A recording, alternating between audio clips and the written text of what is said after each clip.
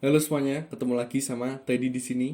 Dan kali ini aku akan bahas hal yang menarik lagi buat kamu yang baru ingin mulai ke dunia ini, ingin mulai dengan karir fotografi. Kali ini aku akan share cara mendapatkan klien pertamamu.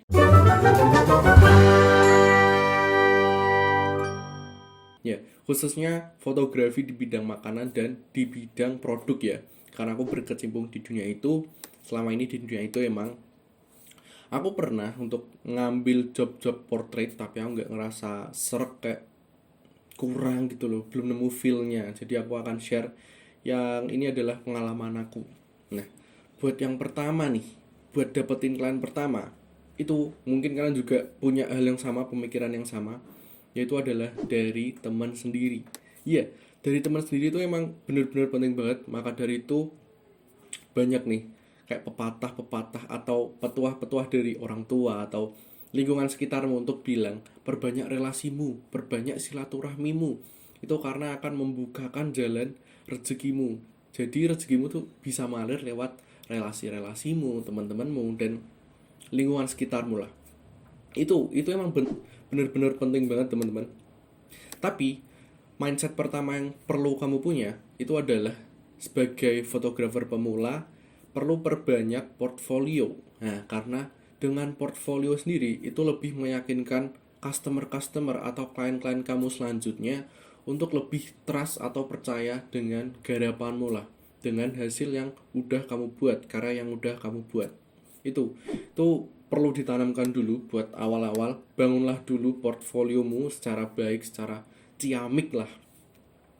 Dan tentunya adalah untuk menambah pengalaman di bidang foto ya. Karena pengalaman ini penting banget. Nanti kamu akan dapetin sendiri gimana sih step-stepnya untuk melaksanakan suatu project.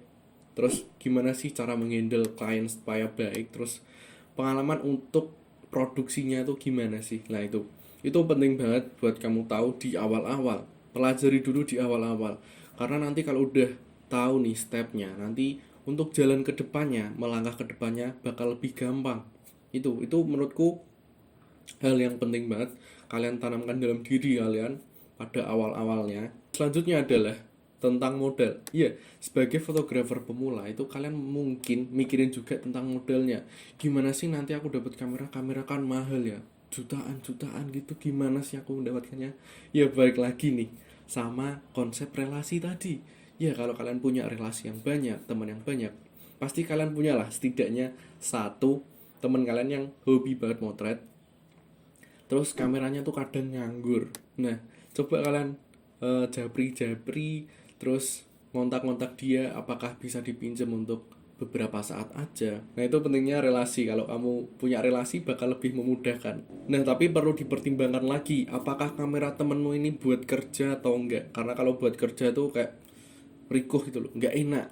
Lebih baik teman-teman yang hobi-hobi aja, yang tajir melintir tapi punya kamera nggak dimanfaatin lah, itu kamu bisa kontak-kontak dia. Atau kalau emang kamu nggak punya relasi yang seperti itu, teman yang seperti itu, ya modal-modal dikit lah. Kayak misalnya rental kamera tuh buat di Salatiga sendiri itu sekitaran 40 sampai 60 ribuan untuk satu hari penuh. Itu kan murah banget ya buat mendapatkan portfolio, buat bisa menjangkau klien-klien ke depannya. Itu kan udah hitungannya murah sih daripada kamu beli kamera yang jutaan, daripada kamu beli lensa-lensa yang jutaan. Nah, itu lebih baik nyewa kamera dan lensa. Itu menurutku udah cukup banget buat memulai suatu project. Untuk lighting dan kawan-kawannya itu mungkin nanti selanjutnya. Pokoknya di awal-awal ini kamu usahain buat memaksimalkan gear yang ada, modal yang ada tuh dimaksimalkan banget. Hitung-hitung buat nambah portfolio, ini penting banget portfolio. Nanti kamu akan membangun portfoliomu secara baik, secara menarik di mata klien-klienmu selanjutnya, itu kan bagus gitu loh. Nah, langkah selanjutnya yang perlu kamu persiapin lagi sebelum proses produksi atau eksekusinya ini adalah belajarlah teknis fotografi dulu. Ya, ini emang penting juga buat kamu pelajari di awal-awal. Kayak misalnya cara motret kayak gini gimana sih, atau komposisi yang baik gimana sih. Nah, itu kamu pelajari dulu sendiri. Kamu juga bisa memanfaatkan YouTube untuk mencari-cari teknis atau konsep atau apapun itulah sebelum kamu mengeksekusi proses produksinya nanti, kayak misalnya foto atau video apapun itulah. Itu kamu pelajari dulu dengan matang-matang biar kamu di mata klienmu, di mata temanmu ini udah kelihatan kayak profesional. Walaupun alatku emang nyewa, tapi aku punya ilmu atau pengalaman belajar yang banyak. Jadi nanti bisa meyakinkan klienmu untuk lebih lanjutnya lagi, untuk mengontak kamu lebih lanjut lagi. Gitu. Itu adalah modal-modal terpenting buat kamu ketahui, mindset-mindset yang penting. Dan satu lagi, sebelum mulai suatu project, kamu harus punya dulu nih konsep atau referensi foto yang akan kamu eksekusi nantinya. Biasanya kalau aku sendiri, aku cari di Pinterest dulu nih. Kayak misalnya nanti aku ketik di keywordnya food photography, misal ya nih keywordnya food photography. Terus kamu save di suatu pin, ya itulah. Kamu pin dulu, kamu save-savein dulu. Nanti kamu berunding lagi, berdiskusi lagi sama calon klienmu. Mau yang konsep kayak gimana nih, akan aku usahain buat bikin yang satu konsep dengan itu. Nah itu dia pentingnya mencari referensi atau konsep-konsep yang akan kamu ajukan ke klien. Ya walaupun emang ini pertama, tapi kamu usahain harus bisa seprofesional mungkin. Biar nanti selanjutnya klien ini siapa tahu pengen nge-hire kamu lagi buat jadi fotografernya. Dan kamu udah bisa memberikan rate hargamu dengan ya harga-harga yang kamu akan bikin lah. Mungkin selanjutnya akan aku kasih tahu kalian gimana sih cara nentuin rate harga untuk produk jasa fotografi kita. Ini menarik banget nantinya. Jadi buat kalian tetap stay tune ya. Nanti videonya akan aku taruh di atas biar kalian mudah untuk mencarinya. Oke, jadi kurang lebih gitu. Akan aku simpulin lagi cara mendapatkan klien pertama lewat fotografi makanan atau fotografi produk. Tapi ini sebenarnya bisa diaplikasikan ke jenis fotografi apapun ya.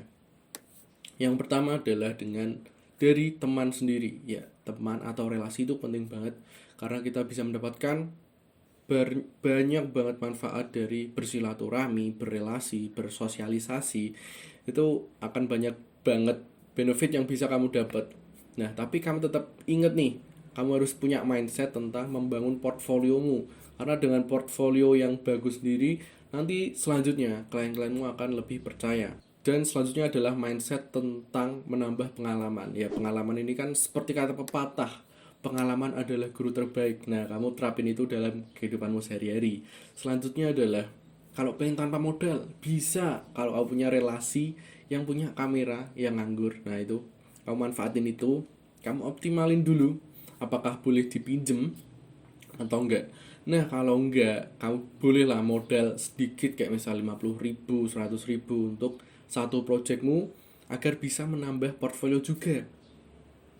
Tuh biasanya kalau sewa-sewa kamera tuh dari 40 sampai 60 ribuan untuk sehari. Nah itu bisa kamu atur sendiri, pengen berapa jam atau berapa hari, tuh kau bisa mempelajarinya lagi nanti. Nah, jadi sekian dulu video kali ini. Semoga kamu bisa mendapatkan insight atau manfaat lewat video kali ini. Ya, terima kasih udah nonton sampai akhir. Jangan lupa subscribe dan klik tombol loncengnya, like dan komen. Kalau kalian pengen diskusi bareng aku sangat terbuka banget sama diskusi. Oke, sekian dulu ya. Sampai jumpa di konten-konten selanjutnya.